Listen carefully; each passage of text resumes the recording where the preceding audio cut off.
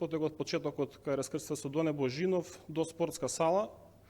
Знаеме дека таму има голем број на паркинзи кои што се предвидени бидат во слот на зградите, но од самите граѓани има многу поплаки во однос на злоупотреба на тие паркинзи од страна на лица кои што доаѓаат од страна и тука се паркираат. Има доставено и барање до Советна општина Куманово за регулација на паркинг пред се дел кај што е доктор Бато сега или Карго популарно кажано.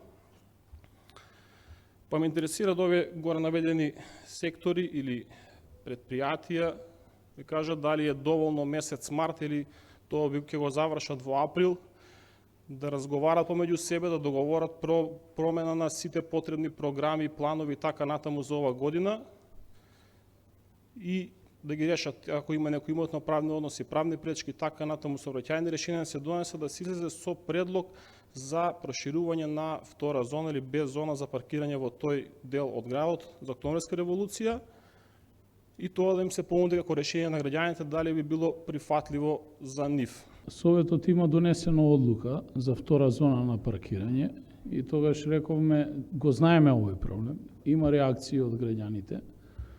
Потребна е иницијатива од повеќе од 50% од вкупниот број на жители на одредена локација или стамбена зграда за да се воведе организиран начин на паркирање. Тоа барање треба да биде упатено до јавното предпријатие и до општината и може да се стави во функција. За жал, постои различно мислење од граѓаните. Некои сметаат дека треба да биде така уредено, некои сметаат дека треба да биде слободно паркирање. Јас согласувам дека има узурпација на овие места за паркирање кои што кога се правени овие стамбени комплекси се наменски правени во функција на истите и на жителите кои што живеат тука, но и во функција на трговските единици кои што се во состав на самите стамбени комплекси. Го споменавте Карго, еден од посериозни проблеми, поголем број на возила кои што се паркираат времено, дури и тешки моторни возила.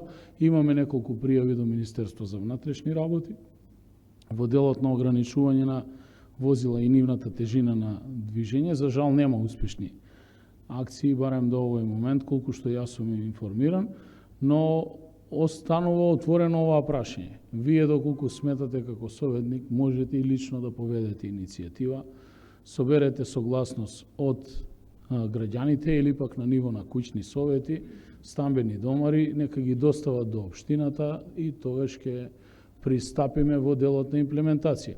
Јавно предпријатие Куманово паркинг, буквално може тоа работа да ја воведе од утре, се зависи од барањето на граѓаните. Кога воведувате паркинг услуга, знаете дека секогаш едните реагираат, другите се задоволни, но никогаш не можете да извагате во целост.